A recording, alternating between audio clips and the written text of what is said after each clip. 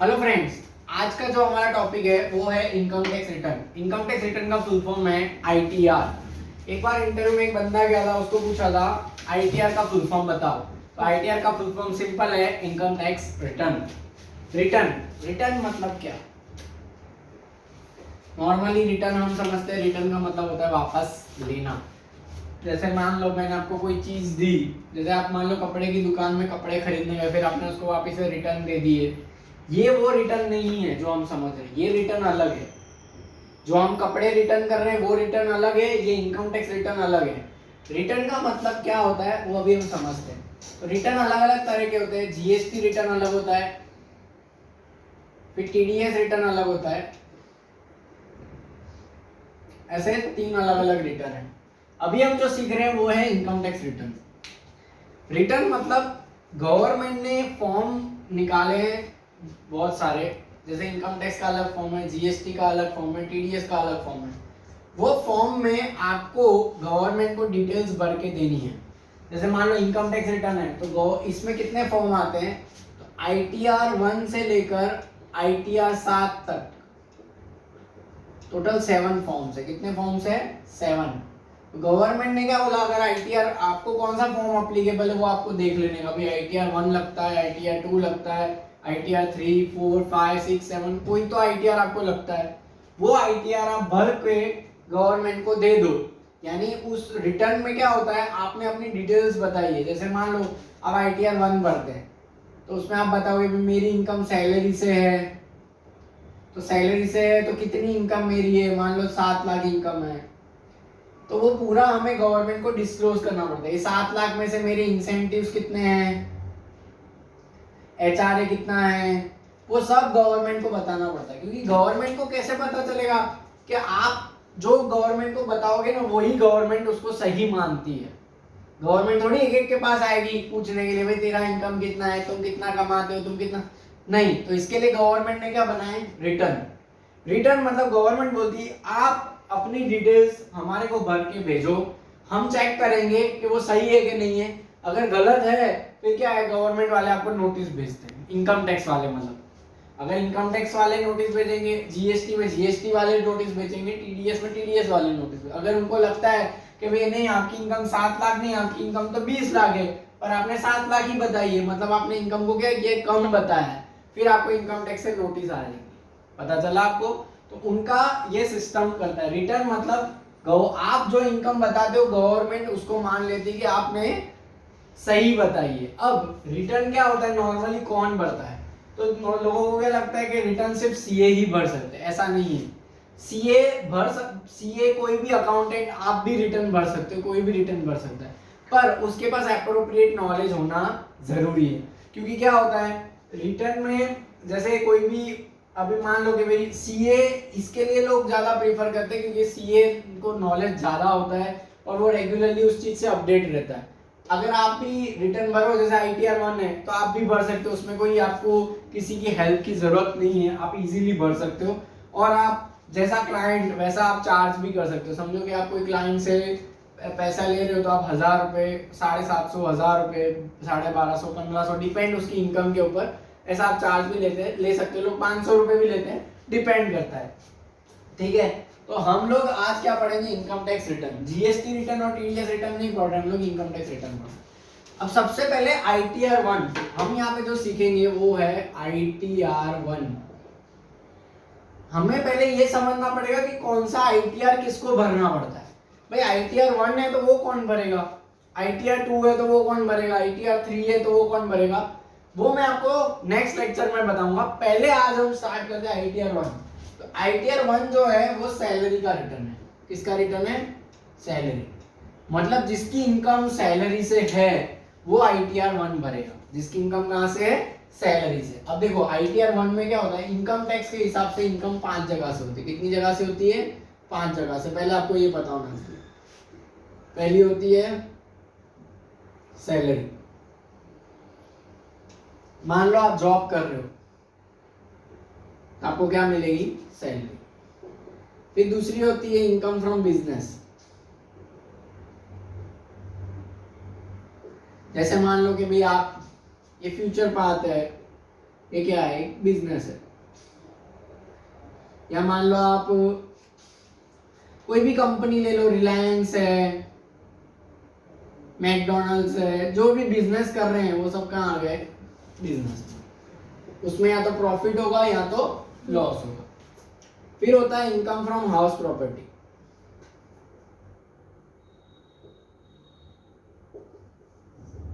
मतलब भाड़े की इनकम, रेंट। जैसे मान लो आपकी कोई जगह है, आपने भाड़े पे दे दी, आपको वहां से पैसे आ रहे हैं ना, तो इनकम फ्रॉम हाउस प्रॉपर्टी। फिर आता है कैपिटल गेन। कैपिटल गेन मतलब शेयर्स की इनकम। यहाँ कोई एसेट बेची आपने, मान लो कि आपने घर बेच दिया, उसमें से आपको जो प्रॉफिट हुआ वो, जैसे मान लो आपने शेयर खरीदा था, मान लो आपने टाटा कंसल्टेंसी सर्विस का शेयर खरीदा, 50,000 में खरीदा, अब उसकी वैल्यू 80,000 हो गई, तो आपने 80,000 में बेच दिया, तो 30,000 आपको प्रॉफिट हुआ ना, उसको बोलते हैं कैपिटल गेन। क्या बोलते हैं उसको, कैपिटल गेन। वो आपको, वो आपने बेच दिया तो वो कैपिटल गेन इनकम हो गई।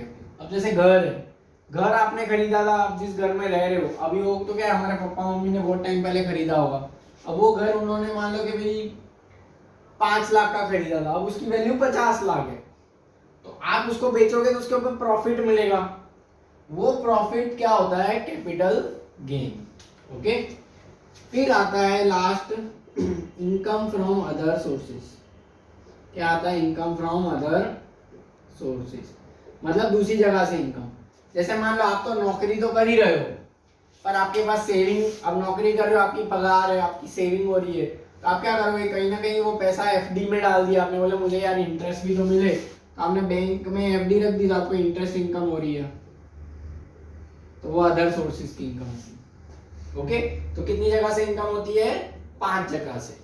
ओके, अब हमें ये समझना है पर्सन कौन कौन होता है।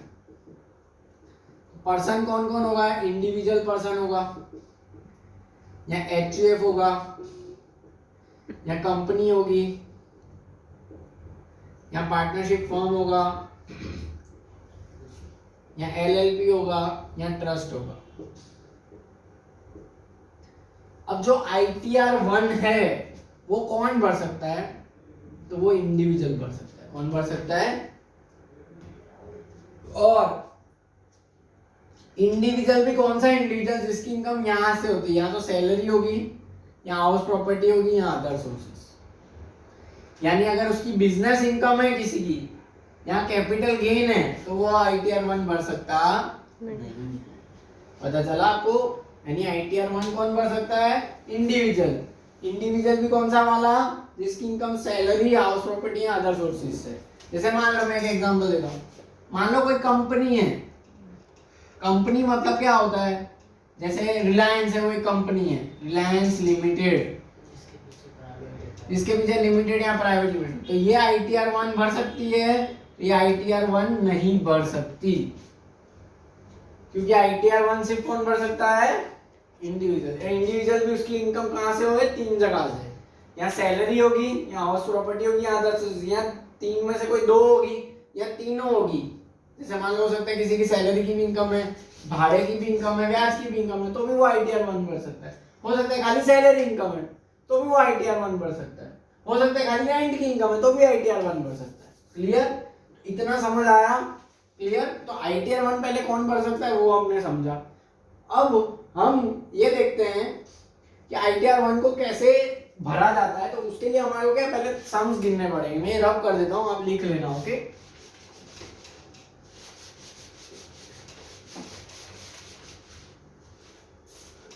अब ITR 1 कौन भर सकता है, तो ITR 1 के लिए सैलरी इनकम, सैलरी में से इनकम होनी चाहिए। अब जैसे समझो सैलरी इनकम मतलब क्या, समझो मिस्टर ए है, हम लोग एक एग्जांपल देखते हैं। मिस्टर ए कहीं पे जॉब करता है, अब मिस्टर ए को क्या है, बेसिक सैलरी मिली।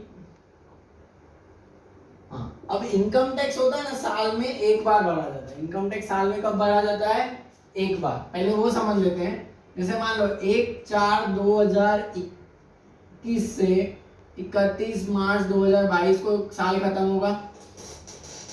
ईयर कहाँ से चालू हुआ, 1 अप्रैल से, खत्म कब होगा, 31 मार्च 22 को। तो गवर्नमेंट बोलती है, यानी इनकम टैक्स डिपार्टमेंट बोलता है 31 जुलाई तक आप रिटर्न भर दीजिए, यानी 4 मंथ का टाइम मिलता है।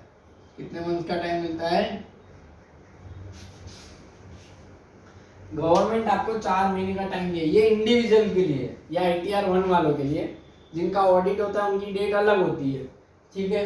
अब देखो पूरे साल यानी अप्रैल से लेकर मार्च तक आपने कितना कमाया, उसकी रिटर्न आपको कब तक भरनी है, 31 जुलाई 2022 तक। तो गवर्नमेंट आपको कितने महीने का टाइम देती है, 4 महीने का, ठीक है। 4 महीने में आप अपना रिटर्न भर सकते हैं। अब मान लो मिस्टर ए है, उसकी सैलरी 1/4/2021 से 31/3/22 तक कितनी है वो देखते हैं हम लोग। तो उससे पूछेंगे, बोलेगा भाई मेरी बेसिक सैलरी है 6 लाख रुपए, ये पूरे साल की। फिर है उसको HRA भी मिलता है। HRA मतलब क्या होता है, हाउस रेंट अलाउंस। मान लो मिलता है 1 लाख रुपए। फिर उसको मिलता है DA, मतलब डियरनेस अलाउंस, मान लो मिलता है 60,000 रुपीज। उसकी टोटल इनकम पूरे साल की कितनी है, 7,60,000 रुपए, ये उसकी सैलरी है। अब मिस्टर जो ए है, मान लो अभी उसको आप पूछोगे भाई तेरी सैलरी कितनी है, वो क्या बोलेगा, मेरी सैलरी कितनी है, 7,60,000 रुपए। मिस्टर ए को क्या लेना देना है, भाई बेसिक में को इतना मिलता है, HRA में को इतना मिलता है, DA इतना मिलता है, उसको कुछ लेना देना है नहीं। उसको लेना देना कितना है, किससे है, भाई मेरी पगार कितनी है, 7,60,000 रुपए। उसको तो क्या है भाई, नोट पे गांधी जी होने चाहिए और गांधी जी ने चश्मे पहने होने चाहिए, उसको तो इससे ही मतलब है ना। पर जब हम इनकम टैक्स का कैलकुलेशन करते हैं तो ये सारी चीजें हमें ध्यान में रखनी होती है। तो जब आप उसका अपॉइंटमेंट लेटर या उसकी सैलरी स्लिप देखेंगे ना, तो उसमें अलग अलग ये ब्रेकअप होगा। भाई बेसिक सैलरी कितनी है, 6 लाख, HRA कितना है, 1 लाख, DA कितना है, 60,000, टोटल कितना हो गया, 7,60,000। ये ब्रेकअप जो है ये कंपनी वाला खुद ही डिसाइड करता है, ये हमें डिसाइड नहीं करना है। यानी जहाँ पे वो जॉब कर रहा है वो कंपनी वालों की पॉलिसीज के हिसाब से वो खुद ही डिसाइड करके रखते हैं। अब ये लोग क्या है, HRA का मतलब क्या होता है, सब अलाउंस। अलाउंस मतलब क्या होता है, जो कोई भी कंपनी में कोई काम करता है ना, उसको अलग अलग अलाउंस मिलता है। अलाउंस मतलब क्या होता है कि एक्स्ट्रा पैसा। जैसे समझो हमारी मणिनगर में ब्रांच है, अब मान लो हमारे यहाँ से हमने किसी को बोला कि आप चांदखेड़ा जाओ, तो वो बोलेगा सर मैं यहाँ से चांदखेड़ा जाऊंगा तो मेरा आने जाने का पैसा लगेगा ना, तो बोलेगा सर मुझे पेट्रोल अलाउंस दो। तो अलाउंस मतलब एक्स्ट्रा पैसा, ठीक है। तो अब जैसे इसको HRA मिला, HRA मतलब क्या है, समझो आप अहमदाबाद में रहते हो, अब आप मुंबई जॉब करने चले गए। अब क्या मुंबई में आपका खुद का घर होगा, नहीं होगा, ऑब्वियस ही बात है। तो आप मुंबई में कैसे रहोगे, रेंट पे रहोगे। तो कंपनी वाला क्या बोलेगा, मैं तुझे HRA देता हूँ, हाउस रेंट अलाउंस, ठीक है। ऐसा जरूरी नहीं कि आप अहमदाबाद से मुंबई जा रहे हो तो ही आपको मिले, हो सकता है आप अहमदाबाद में ही रहते हो और अहमदाबाद में जॉब कर रहे हो तो भी आपको HRA मिल रहा है, क्योंकि कंपनी की पॉलिसीज है देने का। क्योंकि हर एम्प्लॉय के लिए वो अलग अलग रूल नहीं बना सकते, भाई भाई ये अहमदाबाद से आया तो उसके लिए अलग रूल, दिल्ली से आया तो उसके लिए अलग रूल, कंपनी की पॉलिसीज होती है तो वो HRA देते हैं, मतलब देते हैं। फिर DA मतलब डियरनेस अलाउंस, जिसको बोलते हैं मोंगवारी भत्तू, गुजराती में क्या बोलते हैं, मोंगवारी भत्तू। मतलब ये होता है इन्फ्लेशन के लिए, महंगाई के लिए दिया जाता है, क्योंकि महंगाई बढ़ती है उसके लिए दिया जाता है। एंड में देखो सैलरी लेने वालों को किससे मतलब है, 7,60,000 से मतलब है। उसको ये मतलब नहीं है मेरे को बेसिक कितना मिलता है, HRA कितना मिलता है, DA कितना मिलता है, उसको सैलरी कितनी है, 7,60,000। अब समझो ये उसकी इनकम होगी। अब इसके ऊपर क्या भरेगा वो, टैक्स, जिसको बोलते हैं इनकम टैक्स। रिटर्न तो हम एंड में भरेंगे, पहले हमें कैलकुलेशन पूरा समझना है। अगर हमें कैलकुलेशन आ गया तो रिटर्न तो क्या है, कुछ नहीं, फॉर्म होता है वो भर देने का होता है, समझे। पर अगर कैलकुलेशन समझ आ गया तो फॉर्म भरना बहुत इजी है। अब नॉर्मली आप क्या सोचोगे, 7,60,000 कमाता है तो इसके ऊपर आप टैक्स गिनोगे, आपको पता है ना स्लैब, 0 से 2.5 लाख तक नील, 2.5 लाख से 5 लाख तक 5%, 5 लाख से 10 लाख तक 20%, 10 लाख के ऊपर 30%, ये हमें स्लैब पता है। अगर हम 7,60,000 का सीधा टैक्स गिन लेंगे तो उतना टैक्स आ जाएगा, पर इस तरह से नहीं गिनना है। उन्होंने इनकम टैक्स में उन्होंने अमुक चीजें अल्लाह सैलरी वालों को बोला है कि हम, जैसे अभी समझोगे, उन्होंने सैलरी वालों को अमुक चीजें माफ की है, वो कितनी माफ की है वो हमें समझना पड़ेगा। जैसे मान लो कोई बिजनेस करता है, अब समझो कि भाई जैसे फ्यूचर पाथ चल रहा है, अब इनको क्या है, इनकम कहाँ से होती है, इनको स्टूडेंट्स फीस देते हैं और इनका एक्सपेंस क्या है भाई, ये लाइट जल रही है, रेंट दे रहे हैं, एडवर्टाइजमेंट कर रहे हैं, कंप्यूटर खराब हो रहा है तो उसको रिपेयर करवा रहे हैं, तो ये एक्सपेंस हो गया।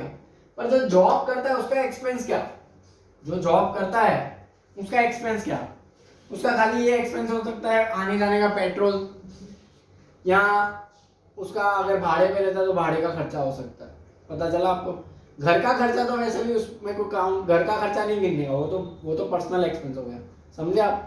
तो इनकम टैक्स वालों ने क्या बोला, अगर आप नौकरी कर रहे हो तो अमुक चीजें हम लोग अमुक लिमिट तक आपको अलाउ करेंगे। वो कौन सी चीजें हैं और कितनी लिमिट तक वो अलाउ करते हैं, अगर आपको ये समझ आ गया तो आपको इनकम टैक्स रिटर्न ITR 1 आप इतनी इजीली भर सकते हो। और ये बहुत इजी है, सबसे इजी टॉपिक ITR है। देखो कैसे करने का, हम लोग इसका समझते हैं, समझो इसका आंसर मुझे समझना है तो कैसे करोगे। अब उन्होंने HRA का एक फॉर्मूला बनाया है, HRA का उन्होंने बोला है, ये फॉर्मूला आपको याद करना है, एक्चुअल HRA रिसीव्ड, आपको HRA कितना मिला, दूसरा rent paid minus 10% of salary, तीसरा 40% और 50% ऑफ सैलरी। ये फॉर्मूला आपको याद करना पड़ेगा। ये अगर फॉर्मूला आप याद कर लेते हो तो आपका काम हो जाएगा। एक्चुअल HRA रिसीव्ड, एक्चुअल कितना HRA मिला, okay, rent paid minus 10% of salary और 40% और 50% ऑफ सैलरी। अब ये फॉर्मूला कैसे काम करता है, बेसिक और DA में तो उन्होंने कुछ अलाउ नहीं किया है, तो ये हमारा क्वेश्चन है, ये हमारा क्या है, क्वेश्चन है। हमारे पास मिस्टर ए आया, उसने हमें बोला कि भाई मेरी इनकम 7,60,000 है, ठीक है, अब मुझे आप टैक्स गिन के दो। तो हम उससे क्या पूछेंगे, भाई मिस्टर ए तेरी इनकम 7,60,000 है, मैं समझ गया, क्या तू भाड़े पे रहता है, तो बोलता है हाँ मैं भाड़े पे रहता हूँ। तो मैं पूछूंगा तो कितना भाड़ा भरता है, तो बोलता है मैं 1,20,000 साल का भाड़ा भरता हूँ। और मैं पूछूंगा रहता कहाँ है, उसने बोला है अहमदाबाद में, ओके। यानी मिस्टर ए की इनकम कितनी है पूरे साल की, 7,60,000, और रेंट कितना भरता है साल का, 1,20,000। ये हमने उससे पूछ लिया, एक क्वेश्चन हो गया। अब हम कंसल्टेंट हैं, हमें उसको आंसर देना है कि उसका टैक्स कितना आएगा, तो हमें ये फॉर्मूला लगाना है, actual HRA received. Actual HRA कितना मिला है उसको, 1,00,000, इधर लिखेंगे 1,00,000 रुपए। उसको HRA कितना मिला, 1,00,000 इधर लिख दिया। रेंट पेड, कितना रेंट भरा इसने, आपको ये जो फिगर्स है ना फॉर्मूला में डालनी, तो 1,20,000 रेंट भरा, ठीक है, माइनस 10% किसका, सैलरी का। तो सैलरी का मतलब क्या, उन्होंने बोला सैलरी मतलब बेसिक प्लस DA। उन्होंने क्या बोला, सैलरी का मतलब क्या है, बेसिक प्लस DA। तो बेसिक कितना है 6,00,000 और DA कितना है 60,000, यानी कितना हो गया 6,60,000 हो गया। अब 1,20,000 में से इसका 10% यानी 66,000 गया, 6,60,000 का 10% यानी 66,000 आया, 1,20,000 में से 66,000 गया तो कितना बचा, 54,000 रुपए। Okay clear. अब तीसरा 40% या 50% सैलरी का। 40% अगर वो नॉन मतलब है ना, 50% अगर वो मेट्रो सिटी में रहता हो। मेट्रो सिटी मतलब क्या होता है, मुंबई, दिल्ली, कोलकाता, चेन्नई। मेट्रो सिटी मतलब ये नहीं जहाँ मेट्रो ट्रेन चलती है, ठीक है, अहमदाबाद मेट्रो सिटी में नहीं आता, ये कहाँ रहता है, अहमदाबाद, मतलब उधर कहाँ आएगा 40% में। 40% किसका, सैलरी का। तो सैलरी कितनी थी, 6,60,000। इसका 40% करेंगे यानी आएगा 2,64,000। ठीक है, अब ये हमने एचआरए गिन लिया। अब तीनों में से जो कम है, 1,00,000 कम है, 54,000 कम है कि 2,64,000 कम है, तो ऑब्वियसली बात है 54,000 कम है, तो एग्जम्प्ट हो जाएगा 54,000। एग्जम्प्ट का मतलब है माफ, यानी आपको 54,000 रुपए गवर्नमेंट माफ कर देगी।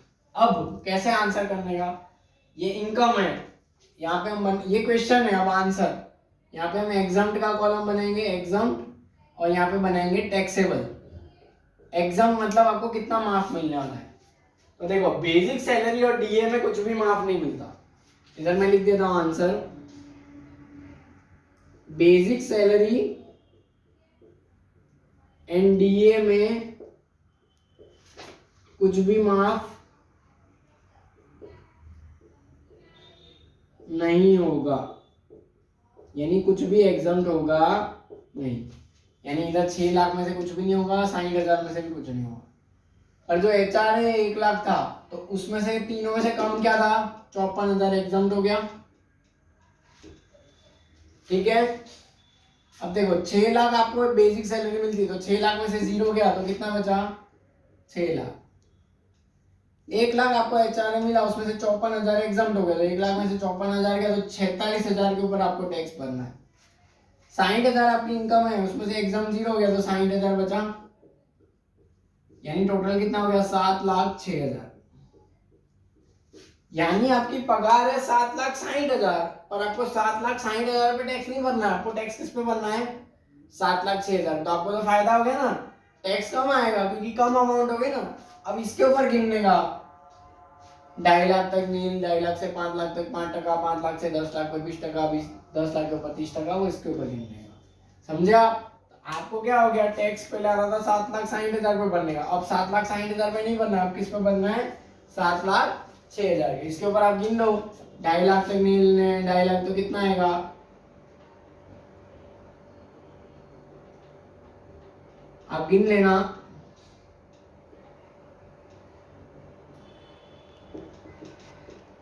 इसका 4%,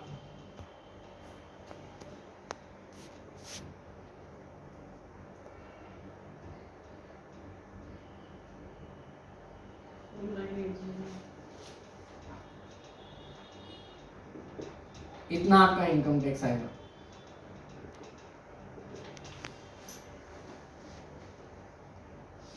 नहीं, इतना नहीं आएगा, 2,06,000 का 20% कितना होता है, 2,41,200, 20% ना, तो इधर आएगा 41,200, तो आएगा 53,700, उसका 4% कितना आएगा, 2148। उसका टोटल कितना आएगा, यह आपका इनकम टैक्स आएगा। आप 7,06,000 पे इनकम टैक्स गिनेंगे तो आपका इनकम टैक्स इतना है। क्लियर, समझ आया, रब कर दो ये। अब देखो हम वापिस एक और सम करते हैं, आपको और समझ पड़ेगी।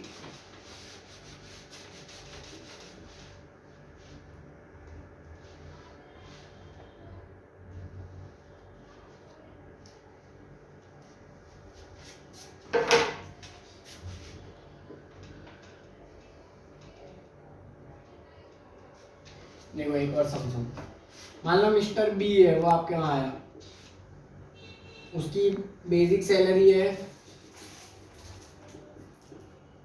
9,00,000 रुपए,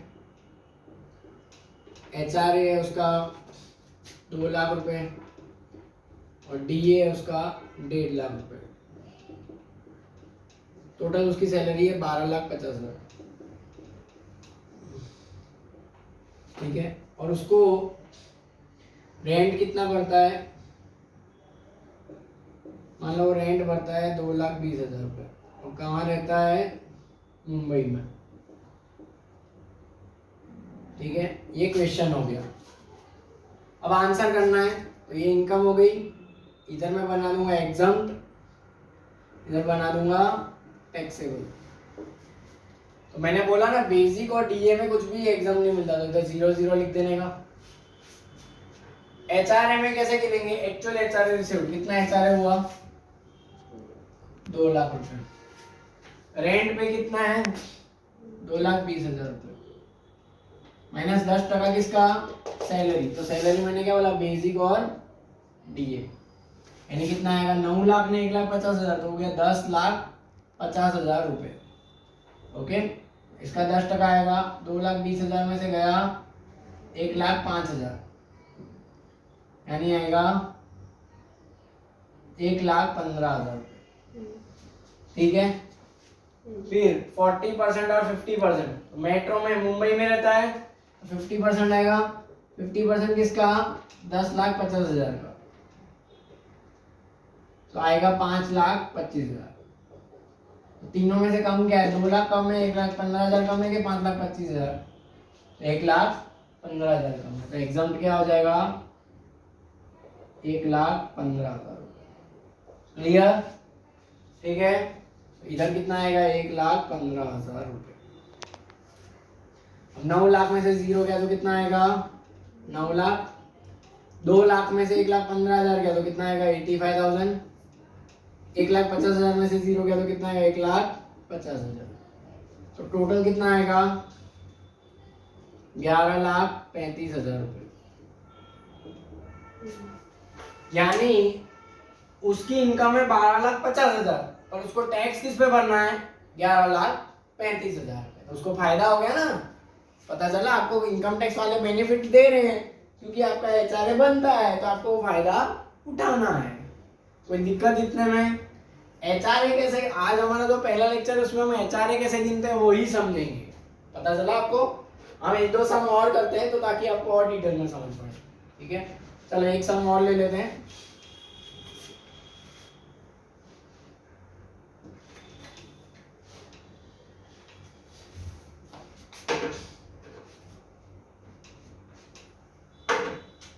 मान लो 5 लाख है,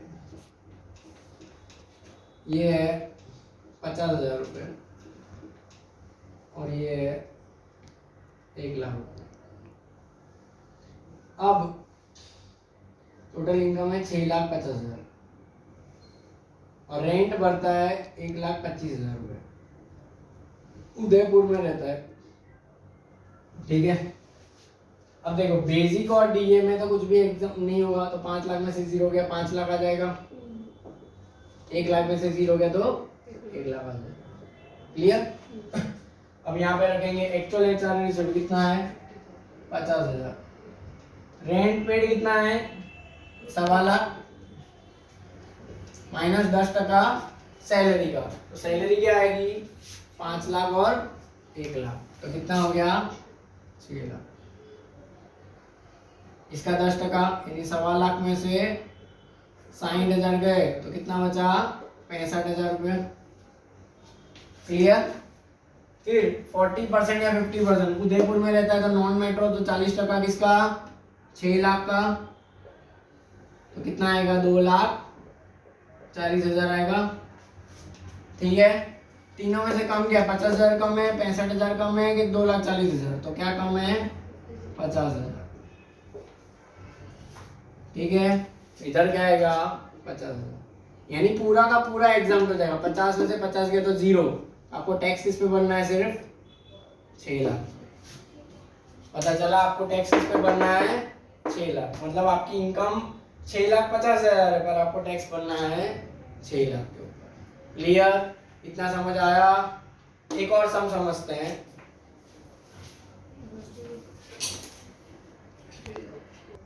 चलो एक और सम देखते हैं। मान लो मिस्टर बी है, मिस्टर डी कर देते हैं इधर, उसकी इनकम है 7 लाख रुपए, एचआरए मिलता है 1 लाख रुपए और डी है 3 लाख, टोटल उसकी इनकम है 11 लाख।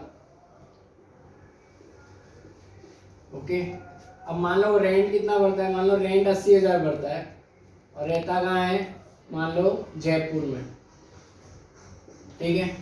तो बेसिक और डीए में तो कुछ भी नहीं आएगा, तो 7 लाख पूरा आ जाएगा और डीए 3 लाख पूरा आ जाएगा। ओके, अब एचआर है गिनते हैं, एचआर एक्चुअल एचआर रेशियो कितना आएगा, 1 लाख रुपए। यहाँ से रेंट पेड कितना है, 80,000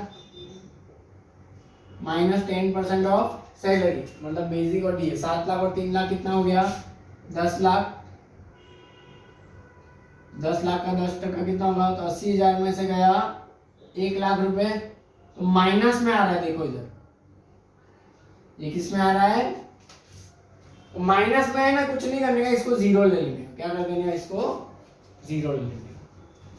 फिर तीनों में से कम क्या आएगा, तो जीरो से कम तो कुछ हो ही नहीं सकता, तो जीरो ही आंसर आएगा। पता चला। तो ये तीसरा गिनो के नहीं गिनो फिर फर्क नहीं पड़ता, क्योंकि तीनों में से कम, तो जीरो से कम तो कुछ माइनस नहीं ले सकते। तीनों में से कम क्या आएगा, जीरो, यानी इधर क्या आएगा, जीरो। तो 1 लाख में से जीरो गया तो कितना हो गया, 1 लाख। तो टोटल कितना आएगा, 11 लाख। मतलब उसकी इनकम 11 लाख है और टैक्स भी 11 लाख पे ही भरने है। ऐसा क्यों हुआ पता है, ऐसा इसके लिए हुआ क्योंकि वो रेंट कम भर रहा है। अब देखो रेंट कितना भर रहा है, खाली 80,000 रुपए।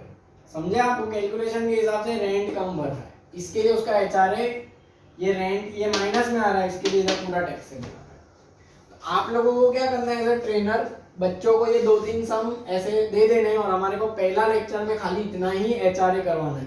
3-4 सम फिर उनको करने के लिए दे दीजिए, वो करते रहेंगे, आपका पहला लेक्चर ऐसे ही खत्म हो जाएगा।